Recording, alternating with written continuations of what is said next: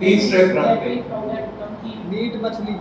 अरे आजकल तो जंक फूड आता है जो ट्राई किया होता है। सभी बड़ी चीजें। देखो तीसरे क्रम पे हमारी हम बात नहीं करते, सारी दुनिया की इंसान की बात करते हैं। वो है मीट, MEAT, मीट यानी कि मांस, मांस मच्छी अंडे, वो तीसरे क्रम पे आता है। हाँ, जो नहीं खाते उनको तो हमें तो अंदाजा नहीं लगेगा, लेकिन इतना मांस खाया जाता है, इतना खाया जाता है। हाँ, इतने स्लॉटर हाउस से जानते हैं सब कुछ। अंडे खाए जाते हैं, अंडे को भी शाकाहार हाँ कहा जाता है। हाँ, ये सारी भ्रमणा है, भ्रांतियां जो हमने ही फैलाई। तो मांस मच्छी अंडी, मांस मच्छी अंडे, या तो इसको केवल मीट कहे, मांस कहे, मांसाहार। वो आप देखो सारी सृष्टि में कौन खाता है? सारी सृष्टि में वनस्पति तो नहीं खाती। हाँ, जो कोई कोई पक्षी है जो मिक्स आहारी है, वो कुछ ऐसे कीड़े के मांस खाते हैं, बाकी अनाज व दालें खाते हैं। उस तरह से हाथी हो, घोड़ा हो, भैंस बैल गाय हो, मांस खाते हैं क्या? नहीं खाते हैं। हाँ, तो मांस कौन खाते हैं? शेर है, चीता है, कुत्ता है। हाँ, यानी कि जिसका शरीर भगवान ने मांसाहार के लिए बनाया, हाँ, वो ही मांस खाते हैं। यानी कि हर किसी को पता है कि मेरा शरीर भगवान ने कौन से भोजन के लिए बनाया, मेरे लिए कौन सा भोजन भगवान ने बनाया, वो ही हर कोई खाते हैं। इसके अलावा कोई नहीं खाते। और उसके शरीर में वो पच जाता है, क्योंकि ऐसी केमिकल फैक्ट्री भगवान ने उनके शरीर में रखी है। ये वनस्पति है, उनके शरीर में भगवान ने ऐसी केमिकल फैक्ट्री रखी है, केवल वो हवा और प्रकाश लेंगे, इसमें से उनको पांचों तत्व, या तो विटामिन, प्रोटीन, कैल्शियम, कार्बोहाइड्रेट, लोह तत्व जो भी चाहिए, मैग्नीशियम, मैंगनीज, सब कुछ केवल हवा प्रकाश से मिल जाता है। उसी तरह पक्षियों को अपना भोजन जो दाने हैं, अनाज व दालें, इसमें से सभी सत्व तत्व मिल जाते हैं। उसी तरह तृण आहारी प्राणियों को, तृण यानी घास खाने से सब कुछ मिल जाता है, बना लेता है उनका शरीर। और मांसाहारी प्राणी केवल मांस खाता है, तो इसमें से उनको सभी सत्व तत्व, पंच तत्व, या तो विटामिन, प्रोटीन, कार्बन जो भी हम कहते हैं, carbohydrate, whatever it may be, सब कुछ उसमें से हर किसी को मिल जाते हैं। तो शरीर की रचना भोजन के अनुरूप भगवान ने बनाई है। पहले भोजन तय किया, बाद में वो उसको पचा सके, ऐसा शरीर बनाया। यानी कि जिसका जो भोजन है उस हिसाब से उनका शरीर बना है, तो ऐसे शरीर वालों को वही भोजन खाना जरूरी है जो उनके लिए भगवान ने बनाया। और हर कोई वही खा रहे हैं। एक हम इंसान हैं कि हमने देखा कि हम वनस्पति का भोजन भी खाते हैं, पक्षियों का भोजन भी खाते हैं, और जानवरों का भोजन भी खाते हैं, और जानवरों को भी खाते हैं, उनको भी नहीं छोड़ते। हाँ, सब कुछ खाते हैं। और क्या नहीं खाते? जो हमारा भोजन है वो ही नहीं खाते, बाकी सब कुछ खाते हैं। तो फिर क्या होगा?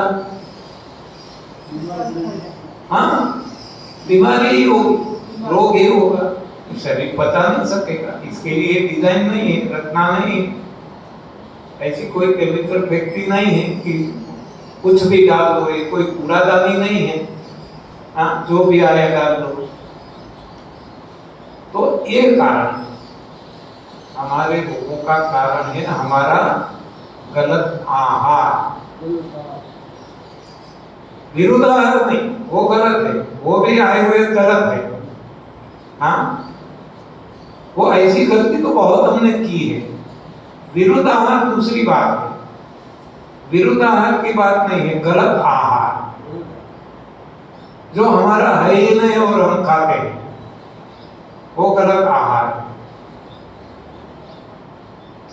और जो हमारा है, मान लो सब्जी हमारा आहार है, लेकिन इसको आग पे चढ़ा के नष्ट भ्रष्ट करके खाते हैं, हाँ, जो सही है इसको गलत बना के खाते हैं। तो ये जो गलत आहार है वही रोगों का कारण है। तो अब साथ साथ हम ये भी समझ ले कि हम तो बुद्धिमान हैं, हाँ, बुद्धिमतां श्रेष्ठम कहा जाता है। बुद्धि तो सभी को है, कोई भी छोटे से छोटा प्राणी को, बड़े से बड़ा प्राणी में हर किसी को भगवान ने बुद्धि दी है।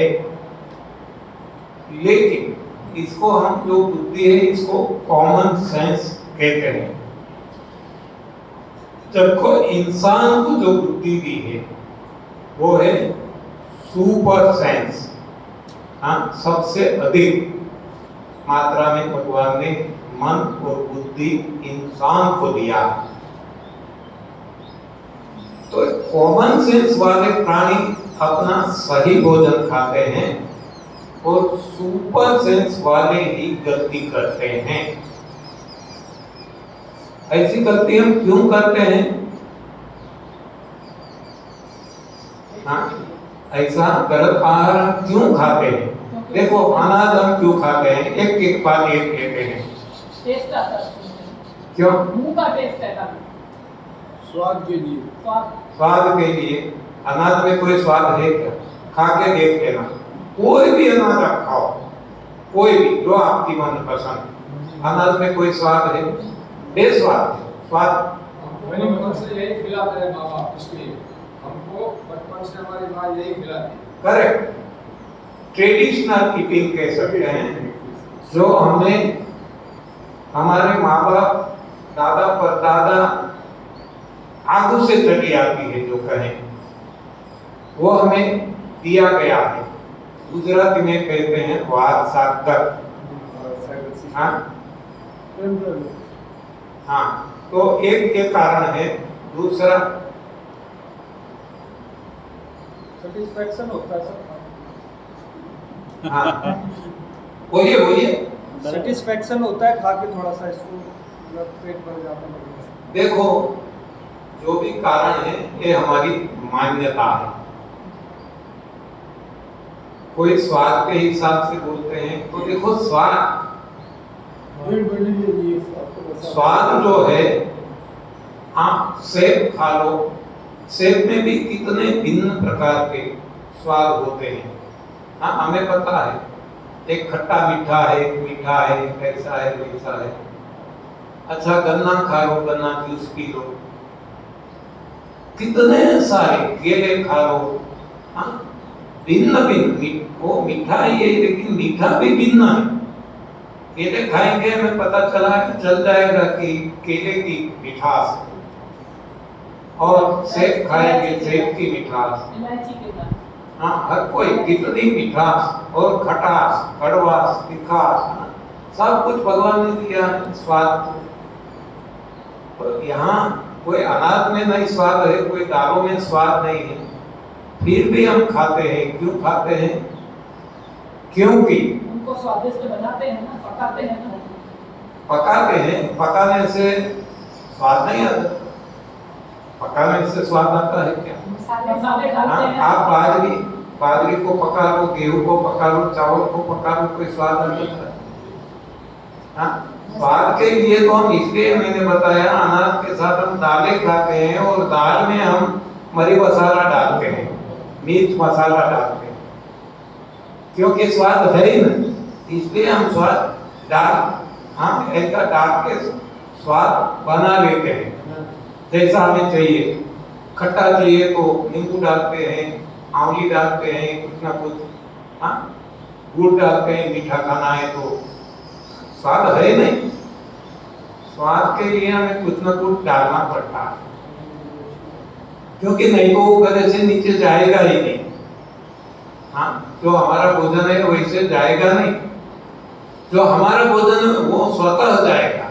ये भी आप देख लेना, जो जिसका सही भोजन है, जिसका कोई भी प्राणी, उनका भोजन उनको इस खाने में रुचि होगी और स्वतः आसानी से अंदर चला जाएगा, जबकि ये हमारा कोई भी भोजन जाता नहीं है, इसलिए हम आग पे चढ़ाते हैं, पकाते हैं, मिर्च मसाले डालते हैं और अंदर डालने के लिए भी साथ में कुछ लिक्विड लेना पड़ता है।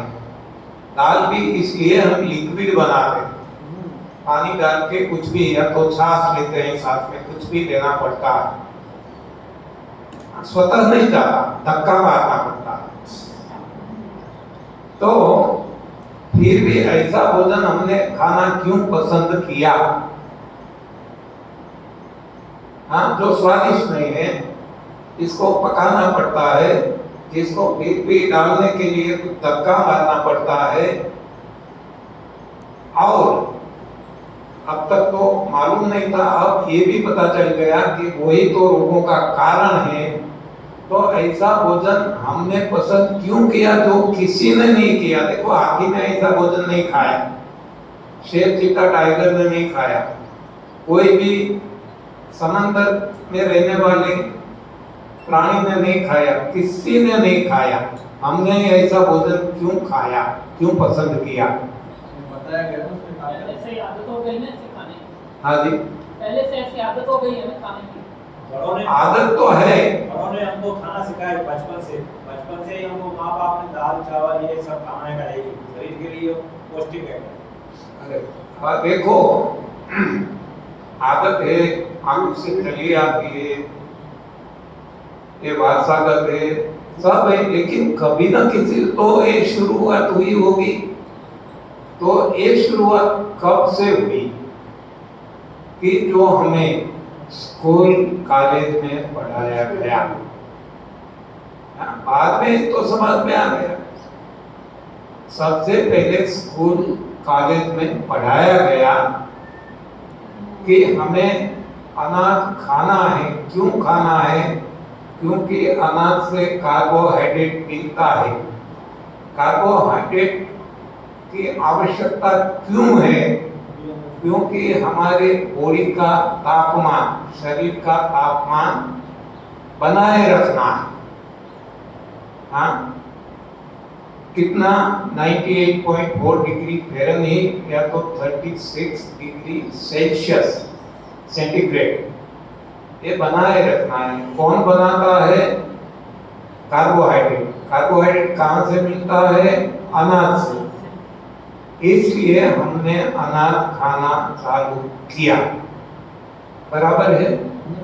तो ये है विज्ञान की देन, मैन मेड साइंस की देन, जो हमें स्कूल कॉलेज में पढ़ाया जाता है। तो अब हम देख लें कि ये सही है या गलत, कैसे पता चलेगा? कि देखो, तापमान जो शरीर का है, इसको बनाए रखने के लिए, मेंटेन करने के लिए कार्बोहाइड्रेट, और कार्बोहाइड्रेट मिलता है अनाज से। इसलिए अनाज खाना जरूरी है, ऐसा पता है। तो अब हम देखते हैं कि इस सृष्टि में 84 लाख योनियां हैं। सभी को भगवान ने देह दिए हैं, सभी के देह को के तापमान बना रहता है या नहीं? हाँ, कोई शक? देखो, पानी में रहने वाले कोई भी प्राणी आप ले लो। हाँ, जब मच्छी को काटते हैं तो जो रक्त लहू निकलता है या तो भीतर का तापमान है वो कितना रहता है? हाँ, वो भी गर्म रहता है। हमारा जैसा है, देखो, हमारा जब पेशाब निकलता है गर्म, हमारा रक्त निकलता है गर्म, सारा शरीर भीतर से गर्म। उसी तरह हर कोई प्राणी का देह भीतर से गर्म रहता है। ये गर्मी जो है, ये तापमान है, वो विज्ञान के अनुसार कार्बोहाइड्रेट इसके लिए जिम्मेवार। तो कार्बोहाइड्रेट तभी मिलेगा जब अनाज खाया जाएगा, ऐसा कौन कहता है? विज्ञान। अब हम देखते हैं कि समंदर में रहने वाले प्राणी अनाज खाते हैं क्या? खाते हैं? अरे बोलो ना जरा। हाँ, और फिर भी उनका तापमान बना रहता है।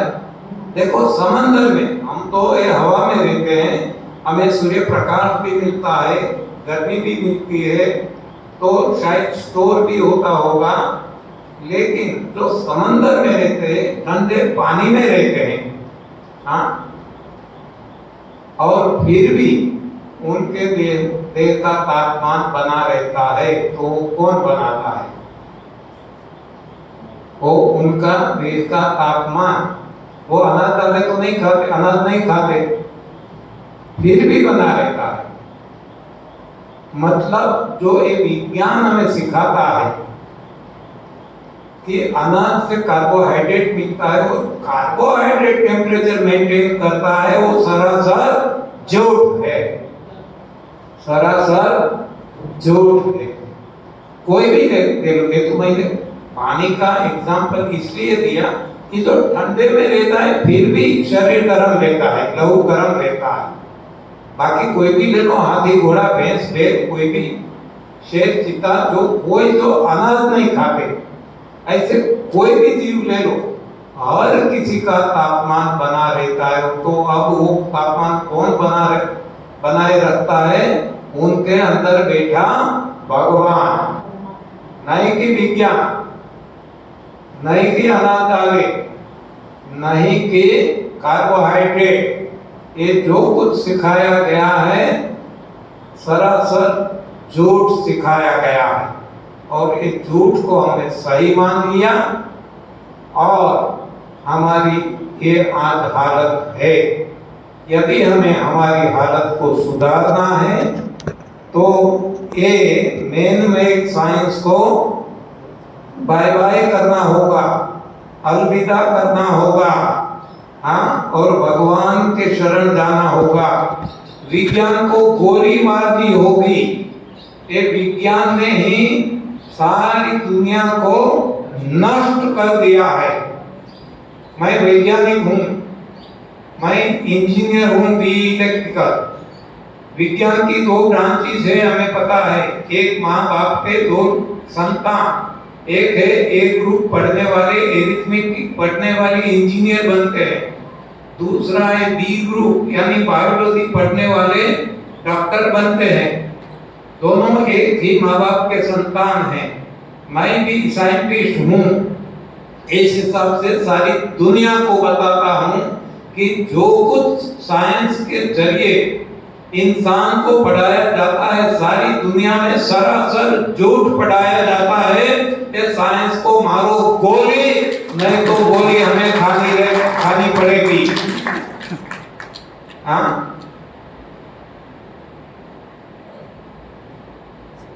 बहुत ज्यादा समय ले लिया।